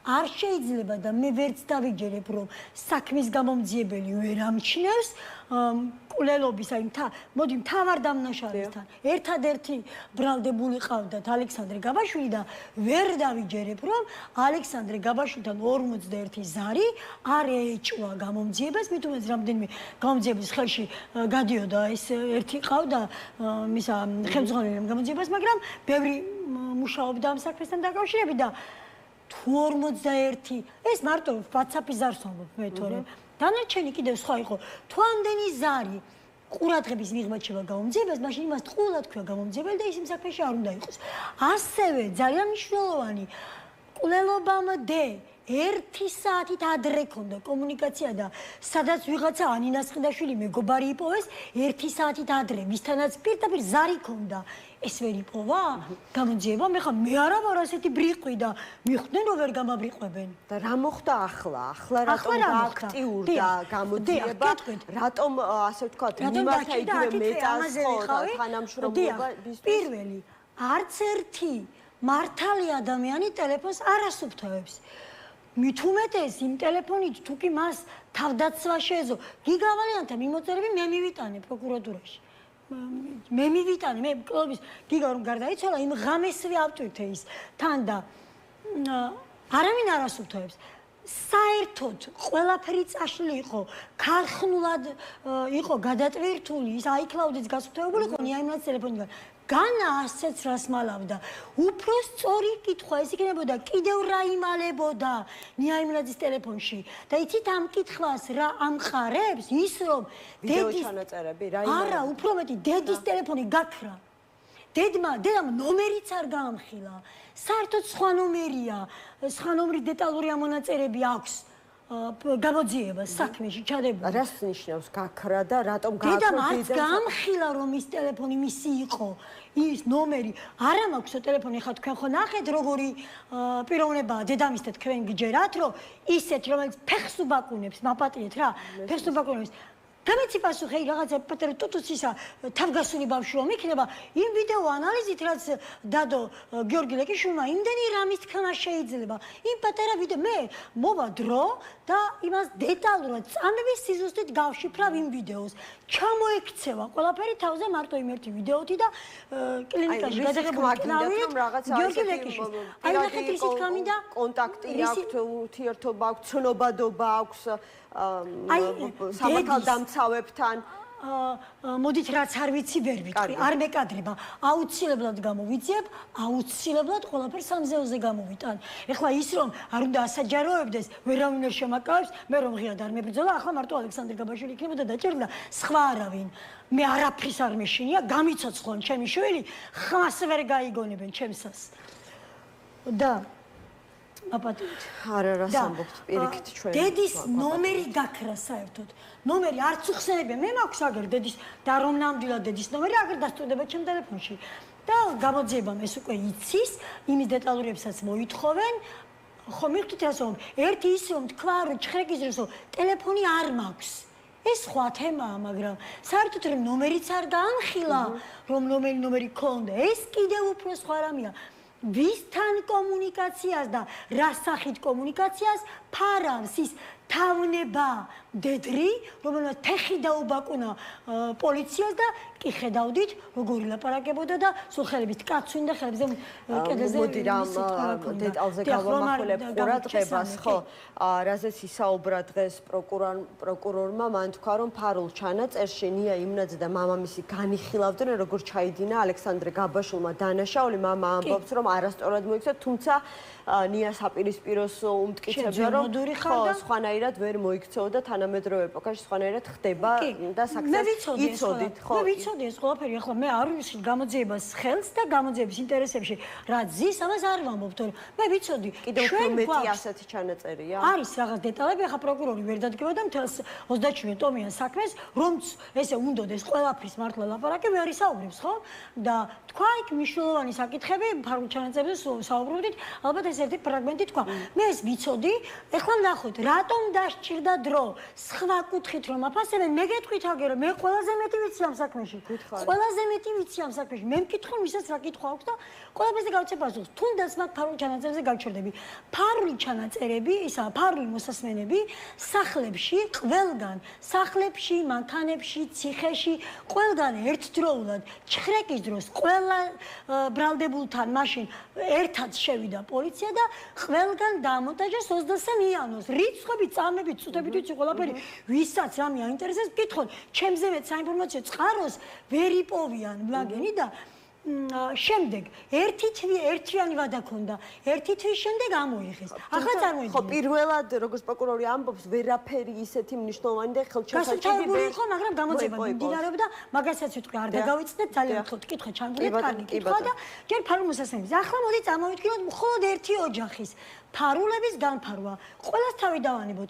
ერთი ოჯახის ფარულების განფარვა რომ მოხდეს, იქ ხომ ოჯახია, იქ ხომ პირდაპირ ვერ გამოიტან ამ შავ მასალას, მე არ მაქვს შავ მასალა. ხომ ვერ გამოიტან, იმიტომ რომ იქ ოჯახია და საუბრობენ სხვადასხვა და ვიღაცას ინტიმური ურთიერთობა აქვს, ვიღაცას რაღაცა შეიძლება თავის გაჭირებაზე, სიდუხჭირეზე საუბრობს, ან ვიღაცის საიდუმლოზე საუბრობს, ცოლ-ქმარი ერთმანეთში, ხომ ვერ გამოიტან. პროკურატურა ისე იცავს მათ უფლებებს ვერც წარმოიდგენთ. მე რომ მადლობას ამათ ვუხდი, მადლობას ვუხდი იმისთვის, რაც გააკეთეს ჩემთვის, თორემ იცით რამდენი სიკეთე აქვს გაკეთებული იმათთვის, რომ ვერ ხედავენ? არ ხედავენ, იმიტომ რომ არ უნდათ. მათ უფლებებს იცით როგორ იცით? თუნდაც გაშიშებული პოლიციელები რო იდგენ და ეს ქალი ფეხებს უბაკუნებდა. გავაგრძელებ ახლა მაგას. ავიღოთ ერთი ოჯახი. ერთ ოჯახში იყო, მგონი იმ ნაძიებში იყო 4 ფარული-მოსასმენი. ახლა რაოდენობა ზოგან 3 იყო, ზოგან 4 იყო და ეს ახლა ჩემთვის ნაკლებად მნიშვნელოვანია. მანქანაშიც გქონდათ. წარმოვიდგინოთ, 30 დღის განმავლობაში ერთ ფარულ-მოსასმენს უსმენ. 30 დღის განმავლობაში უსმენ ფარულ-მოსასმენს. ხომ 30 დღე ღამე ჭირდება? ეხლა მესმის რომ ღამეს სტრაფტებში მოусვენენ, მაგრამ ხომ შეიძლება ღამე ვიღაცას გაეღვიძოს და ჩურჩულით რაღაც უთხრას. ესეც ხომ უნდა დააფიქსირონ, ხომ არაფერი არ უნდა გაეპაროთ. ანუ მარტო ერთი მოსასმენი და ახლა კიდევ ერთ რამეს ვიტყვი. ეს ძალიან მნიშვნელოვანია. დღე და ღამე მუშაობდი გამომძიებლები. მე კონკრეტულ სახეს და გვარებს რომ ყველას ვერ ვამბობ და იმიტომ. დღე და ღამე მუშაობდი გამომძიებლები და შერჩეული ზუსტად ერთი გუნდი მუშაობდა, რომ ინფორმაცია არ დაპორულიყო. იმიტომ რომ ხედავთ ახლა მე რა თამამ განცხადებას ვაკეთებ თქვენ პირდაპირ ეთერში, მერაბ მალანიას ქონდა სწრაფი ინფორმაციები. ძალიან სწრაფად გებულობდა ყველაფერს. ამიტომ რომ არ გასაჯაროებულიყო, რომ არ გაპარულიყო ინფორმაციები, კონკრეტული გამომძიებლები ამუშავებდნენ ამდენი 7 ოჯახში იყო ფარული მოსასმენები დამონტაჟებული თავის მანქანებიდან. ამას საიდან ქონდა ეს საიდან? გეტყვით ახლა მაგას. ამას დამუშავება ხო უნდოდა? კარგი. ახლა დავუშვათ გამომძიებლებმა მარტო ნიაიმნაძეზე ვისაუბროთ, თუნდაც მაგას წინადადებაზე. რაც დღეს პროკურატურამ გაარჩევა, ქალბატონმა კაციანზე გაარჩევა. მაგერთი წინადადებას ხომ უნდა გაევლო ფონოსკოპიური ექსპერტიზა? თუნდაც იმიტომ, ეს აუცილებელი პროცესია, თორემ რომც არ იყოს აუცილებელი პროცესი. ნახეთ როგორ ზრუნავს პროკურატურა მათზე ყველა რთიც უქნეს პროკურატურას არა ზრუნავს უბრალოდ ვერ ხედავენ. იმ ოჯახში არის ნიაიმნაძის ასაკის მისი და ანასტასია იმნაძე და ანასტასია იმნაძის ხმარულ ყოფილიყო ანასტასია იმნაძის წარმოდგენების გამო ნიაიმნაძის ბრალი არ უნდა წაყენებოდა. ამიტომ ჯერ ერთი ის არის რომ აუცილებელი პროცედურა იყო ფონოსკოპიური ექსპერტიზის ჩატარება და ექსპერტიზას პასუხები ჭირდება. ეს მარტო გიგას საქმიდან არა ყველას მხრიდან გვესმის და მეორე საიდან ქონდა და მე რა ვიცი რომ გიორგი მალანიას ქონდა ინფორმაციები 112 რო ვრეკავდი გიორგი მალანიასა მერაბ მალანიას ინფორმაციები ქონდა. ამისთვის დროს არ დავკარგავ, ესეც ცალკე მნიშვნელოვანი თემა და აქ გაშლა ცოტა შორს წაგვიყვანს. პირდაპირ იმას გეტყვით, რაც მათი აღიარებითი ჩვენებით საქმის მასალებში დევს. ალექსანდრე გოცირიძე, ეს არის ალექსანდრე გაბაშვილის დედის ძმა, ჩვენთან მოვიდა სხვა ორ თანხლებ პირთან ერთად, ისინიც ვიცი ვინ იყვნენ, მაგრამ არ გვინდა. ჩვენთან მაშინ როცა ალექსანდრე გაბაშვილი დააკავეს. მოვიდა ჩვენთან, არ ვიცი ხა რა უნდათ, მე შვილის სიცოცხლეს გავყიდდი. ალბათ თვითონ არიან ასეთი ხალხი, რომ ფულით ფასდება დედაშვილობა მათთან და იმიტომ გაბედეს ჩემთან მოსვლა. და მე მათთვის რა თქმა უნდა საუბარი არ დამიცია და დავრეკე პატრონში.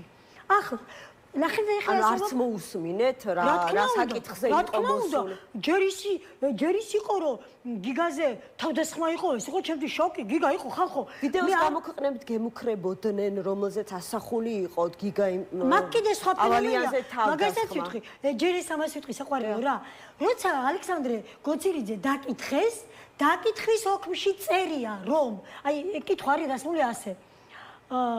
რა თუნდაც მე მადლობას იმ გამომძიებლებს, იმ ტოვებნები და იმ პროკურორს როგორი კითხებია და სულ ნეტა ვიცოდეთ რომ ვერ აცდება პასუხს იმას სიმართლეს პასუხის გაცემისთვის და ალექსანდრე გოცირიძე ამბობს დიდმა ალექსანდრე გაბაშვილმა მითხრა რომ პოლიციიდან დაურეკეს რომ ოჯახმა პატრული გამოიძახა. ხედავთ მე ვისთან მაქვს საქმე? პოლიციიდან გადიოდა პირდაპირ ინფორმაცია. ახლა გაიგეს რატო დაჭირდა 10 თვე გულმოდგინეთ ამ საქმეს ესე ჩუმად და ერთგულად დამუშავება?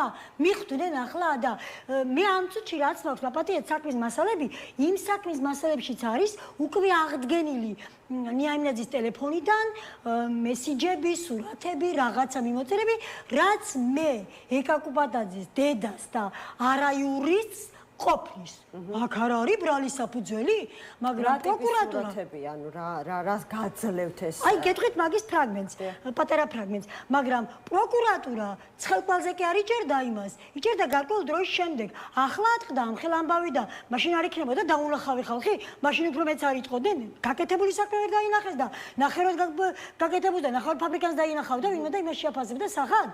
პირიქით, უნდა გახარებოდა, მე მგონია მთელ საქართველოს, რომ კვლელების ადგილი არის ციხეში და პროკურატურამ მიუჩინა სათანადო ადგილი. თუმცა თქვენ დაგჭირდათ ძალიან დიდი ბრძოლა. არაერთი საჯარო მიმართა. ვიმეორებ, რომ არა ჩემი დაუხალავი, არავინ ამ საქმეს ასე ერთგულად არ მოკიდებდა ხელს. ხო, ვეუბნები მადლობას მათ. აქვე ვამბობ, რომ არა ჩემი ესეთი შეუპოვრობა, ასე ერთგულად არ იქნებოდნენ. ეხლა ხარ ვიცი დანარჩენ საქმეებზე მაპატიოს ვინმე თუ რამე ცუდი წარმოდგენა მაქვს, მაგრამ მას შემდეგ რაც გენერალური პროკურატურის ზედამხედველობის ქვეშ გადავიდა და კვლელობის განყოფილება იძიებს, მე ხინჯი ვერ ვიპოვე. თუ მანამდე ყველაფერი ცუდის დანახვა შემეძლო, ახლა ერთიც ვერ ვიპოვე, მით უმეტეს. თავიდან ვიყავი 100%-იანი დობით, ახლა ვიყავი სრული უდობობით. ან თქვენ გაქვთ მოლოდინი, რომ შესაძლებელია ბრალდებულ პირთა წრე კიდევ გაიზარდოს? არასწორებში არა. მე რა, ჩემი გამოძიებას ჩავატარე, მე არ ყოფილვარ გულხელდაკრეფილი, არ ყოფილვარ მითითებებით მარტო, არ მიქნებია თითი, მეც მუშაობდი, ჩემგან ინფორმაციებს ღებულობდა პროკურატურა და რასაც თვლიდა რომ გამომძიებელსაც ვაწვდი ხოლმე ხშირად ინფორმაციას, პროკურატურას კიდე ცალკე ვაწვდი ამ ინფორმაციას და ახლა ისინი სამართლებრივად, აი იურისპრუდენცია მაინც სხვა რამეა და რასაც თვლიან რომ მიუხედავად იმისა რომ გავერკვიე უკვე მეც, ზოგს რამეს თვლიან რომ მოდი არ გვინდა უკეთესი მტკიცებულებები გვაქვს, ან კიდე რაღაცა შეიძლება საჭიროდ არ ჩათვალეს, თორემ ბევრი ჩემგან მიწოდებული ინფორმაცია მათ აქვთ. იმათ რა ინფორმაციაც მოიპოვეს ახლა თქვენთვის რა იყო ამაში სიახლე და თქვენ თქვით არაფერი მე ყველაფერი ვიცოდი. ფოტომასალები ეს ნანახი. ფოტომასალები ახლა ეს სულ ახალი რაც აღდგა ნიაიმნაძის ტელეფონიდან, აი ეს არ მაქვს და ეს გადმომეცემა, მაგრამ ძველიც არის საკმაოდ უყედონებით. იცით როგორ მოხდა? რას გაძლევთ ეს, ანუ რა დამატებით ასე ვთქვათ არგუმენტაციას მტკიცებულებას გეტყვით რა შინაარსის ფოტოსურათებია გეტყვით და შინაარსი რა აქვს თორე ფოტოზე ვიზუალურად ჩანს გაბაშვილი იმნაძე ეს არავის არ გვაინტერესებს მათი ჩახუტების ფორმები არავის არ გვაინტერესებს და მე დამავიწყდა რა ვსაუბრობდი ამიტომ მოდი ისე თქვენსაც გავუგზავნე გეტყვით ხო რა ფრაგმენტი ანუ ეს არის ახალი მტკიცებულებები თქვენთვის არა შეხამის ამბობდი და მოდი ვიტყვი ფოტოსურათზე ფოტოსურათი რომელზეც მე ახლა ვისაუბრებ მე ხელში ჩამივარ და ნოემბერში ზუსტად რიცხვი არ მახსოვს ნოემბერში და გამომიგზავნა ნია იმენაძის ერთ-ერთმა მეგობარმა და ისა ნია იმენაძეს ეს ქონდა ატვირთული ინსტაგრამზე. ახლა რა ფოტოსურათია? მე მაშინ მაჩვენა ოქტომბერი იყო. ოქტომბერი იყო, იმიტომ რომ იქ ინსტაგრამზე რაღაცას რო დადებდა, მხოლოდ რამდენიმე დღით ინახებოდა და არა ოქტომბრის ბოლო პერიოდი მოკლედ დავიკარგე რიცხვში აღარ მახსოვს იმ ადამიანმა რომელიც რიცხვში გავამიგზავნა მე უბრალოდ ერთ რამეს ვიტყვი ნიაიმნაძეს ეს ფოტო ატვირთული ქონდა 3 ოქტომბერს და მე ესე ჩემი პარტიზანული გამოძიებით დამოუკიდებელი გამოძიებით რაც ვაკეთებდი შეიძლებოდა სადღაც დროის სიზუსტე გამპარვოდა იმიტომ რომ მე ხო იმას უყურავდი ფოტო როდის იყო ატვირთული მე ხო არ გამიგეროდეს გადაიღეს შემდეგ უკვე როცა საქმის მასალები მომცეს, აი იქ სწორედ ნიაიმნაძის პირველადი აღდგენა რომ მოხდა ნიაიმნაძის ტელეფონისა, იქ ვიპოვე ეს სურათი. და ეს სურათი გადაღებულია 2 ოქტომბერს. 2 ოქტომბერი, ახლა დაბრუნდა, მე 3 ოქტომბერი მეკონა და დაბრუნდეთ ახლა 2 ოქტომბერს. 2 ოქტომბერს ეს სურათი გადაღებულია მაშინ, როცა ნიაიმნაძე გიგას ჩატიდან გებულობს გიგაზე თავდასხმას. ანუ ამ სურათის გადაღების დროს, როცა ალექსანდრე გაბაშვილი და ნიაიმნაძე არიან ერთად, ჩატში არის მიმოწერები, ნიაიმნაძეც წერს, ის ბავშვები წერენ და მე ერთ-ერთთან პირადში გადავიდა, იმიტომ რომ იმ ბავშვმა მიწერა პირადში, ეგონა მას რომ გიგამასებელი გადარჩება და ამ მიმოწერას ნახავს და უხერხულიო და გააგრძელა მასთან პირადში მიმოწერები და იმ დროს, როცა იმ გიგას თავდასხმაზე საუბრობენ, ნიაიმნაძე და ალექსანდრე გაბაშვილი არის ერთად და არა მარტო.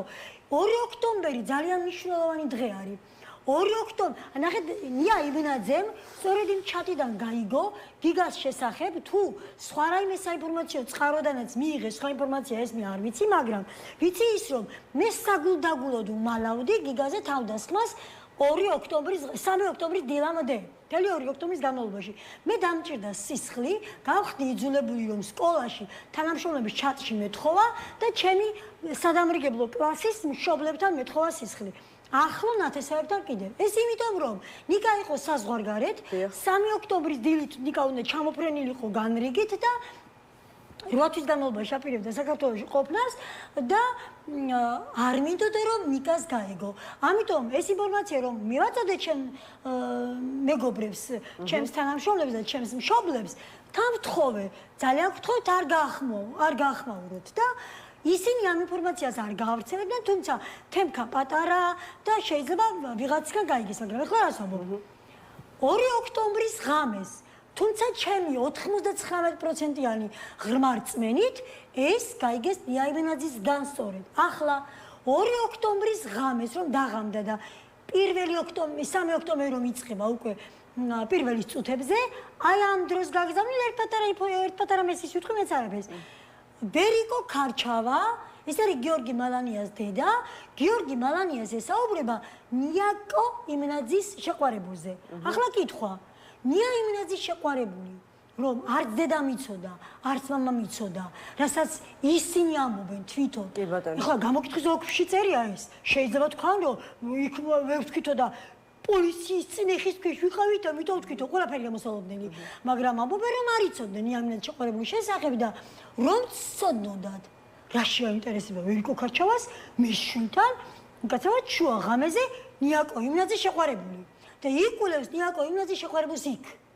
ეს უკვე იმას ნიშნავს, რომ მალანიებმა და იმენაძეებმა 2 ოქტომბერსვე იცოდნენ, რომ მათი შვილები გარეული იყვნენ ამ სერიოზულ დანაშაულში, თორემ ის ვიღაც პიჯაკიანი მაპატიეთ თქვენ და მაპატიოსენმა ტიპი ქურდული იმით მიხრამოხრით და ჟესტიკულაციით რომ მაპატიეთ და გვეკაჩავება პირდაპირ ეთერებიდან მე ყოფილი პოლიციელი ვარო ხვდება ყოფილი პოლიციელი რომ სხვის დანაშაულს ფარავდა ჯერ კიდევ 2 ოქტომბერს რომ იცოდა ან დანაშაულის დაფარვისთვის გაქვთ მოლოდინი რომ შესაძლებელია ბრალდებულ პირთა წრე ამ საქმესთან დაკავშირებით გაიზარდოს. არა, ბრალდებულის მამა და ანუ საუბარი რომ დამრიგებელმა იცოდა უბრალოდ დამრიგებელმა იცოდა ძალიან კარგია რომ მკითხეთ.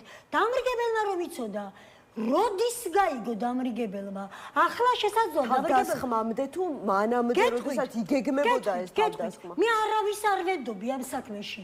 იმიტომ რომ მათ მხარით არ გამიგოთ რომ პროკურატურას და გამოძიებას არ ვენდობი. არა, ეს ერთი წამითაც არავინ იფიქროს. მე რომ ნდობა არ მქონდეს, ახლა ვინ გამარჯვე, მადლობას ვიტყვი კი არა, მუჩსაც კარგად დავარდ, გასამ, არა. ცუდად არავინ გამიგოს. მე ვამბობ იმას რომ მე არ ვენდობი იმ დამრიგებელს, არ ვენდობი არავის ისტორიაში.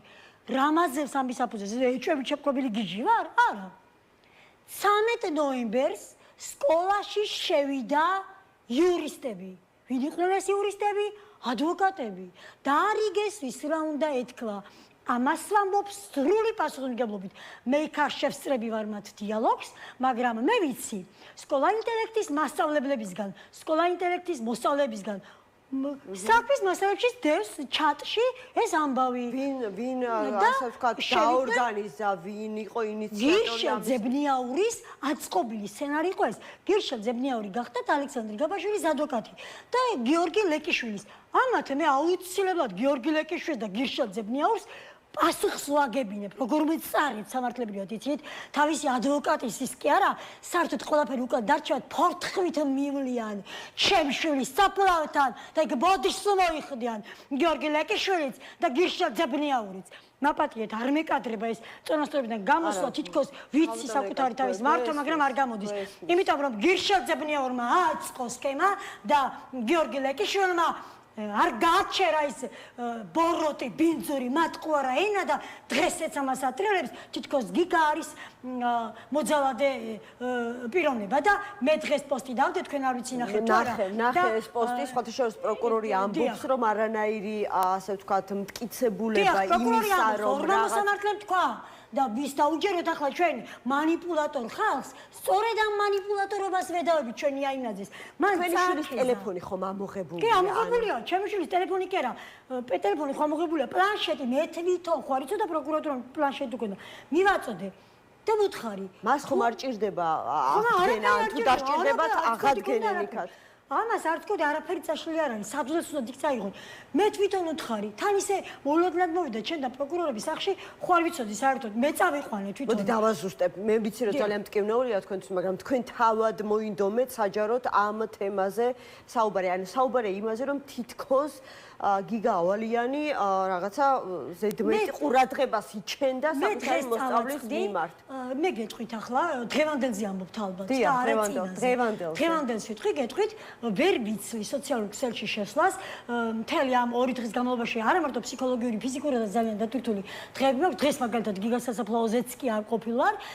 მარტო ნიკა წავიდა და ამიტომ არ ვიცი ზუსტად ვინ რა ინფორმაციას ავრცელებს, თუმცა ჩვენ გვაქვს დედმამიშვილების ჩატი, დედმამიშვილების ჩატშიც ვერ ვნახულობ მიასეცაც, ოღონდ სადაც მომიშავე ნეკა ეს აუცილებლად ნახე, ვნახულობ და წავაწყდი ერთ-ერთი პიროვნებისას არ ვიტყვი და მე იმე, თუმცა იცით რატო არ ვიტყვი, არ თქვი, ახლა იმას ისე საჭირო პიროვნება თუ აქედან თქვენი ეთერი დაუთმო მას და იქ კი დაუწერე თავის გვერდზე რომ ეს თუ მართლა დადასტურდა ეს ბიჭი მოსაკლავი ყოფილა და თუ არ დადასტურდა მიუწერე თავის თუ არ დადასტურდა მე შეპასუხს გაგებინებ მოგცემლი მეთქი გიპოვითქო და რა პოვნა მას უნდა და ისა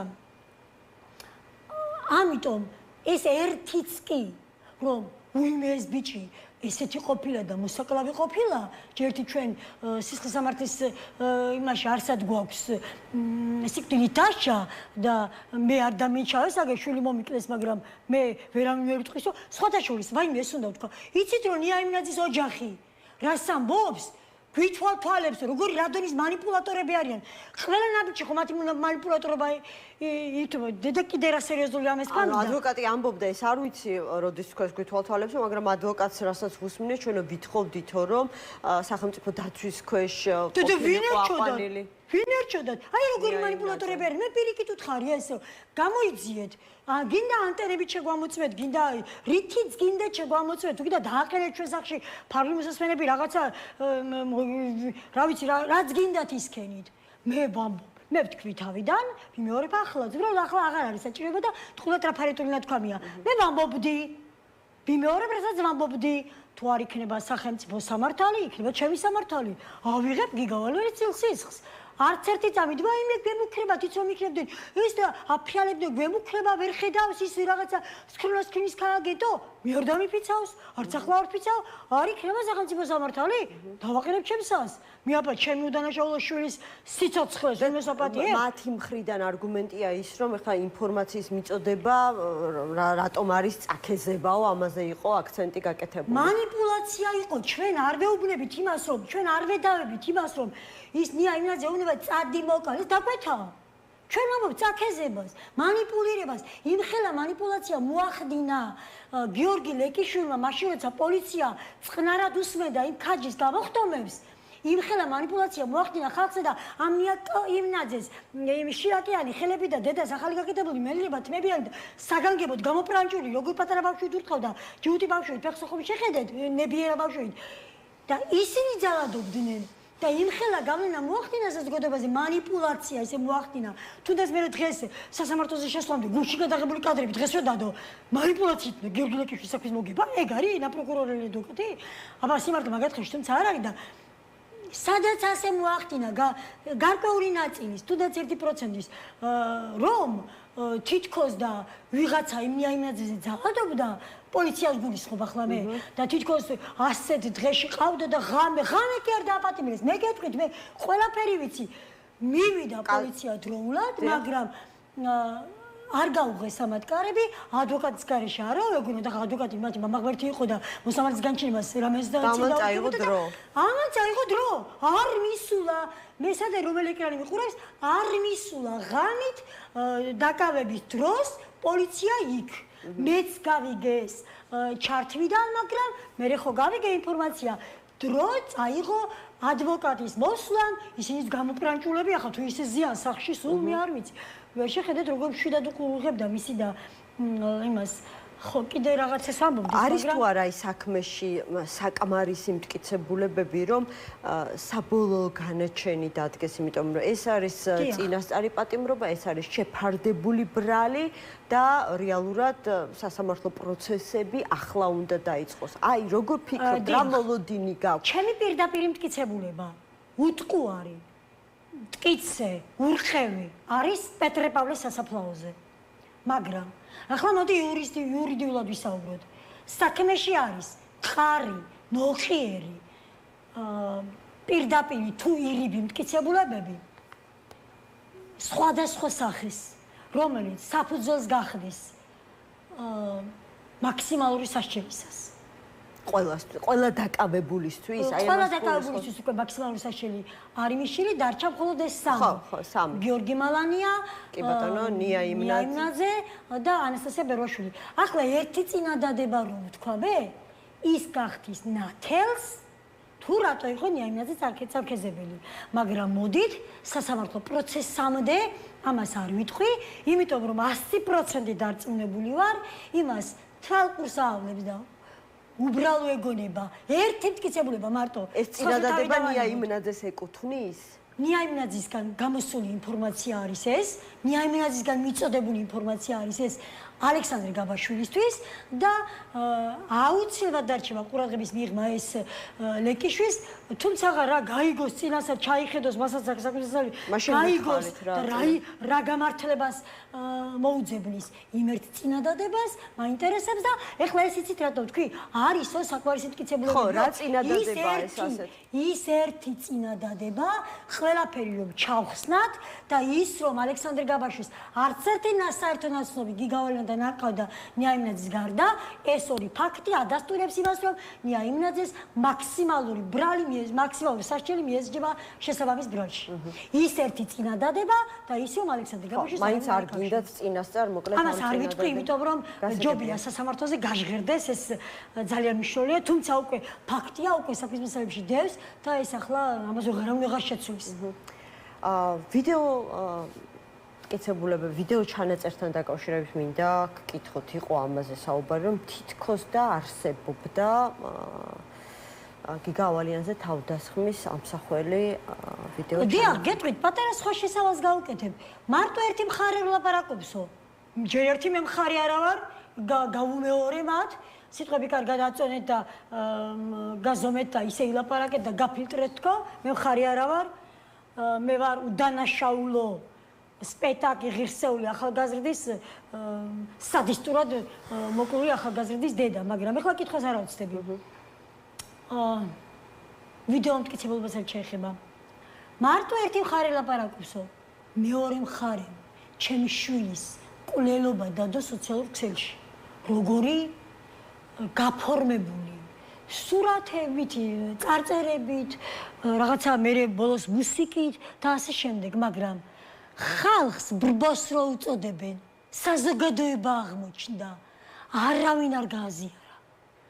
არავინ არ გააზიარა და ჩუმად გვწერდნენ, იცით რომ ვიდეო დაიდო, იცით რომ ვიდეო დაიდო, ამაზე მეტი რა უნდა გაეკეთებინათ. ეს ვიდეო ხომ მხოლოდ და მხოლოდ მათ ჰქონდათ. სხვას ხომ არავის არ ქონდა. ამაზე მეტი რა უნდა დაიდო. მეტი მათ არაფერი არ აქვთ ხელში. ხო? თავის გასასამართლებელი. იქ თავს იმართლებენ ერთი დაარტყაო.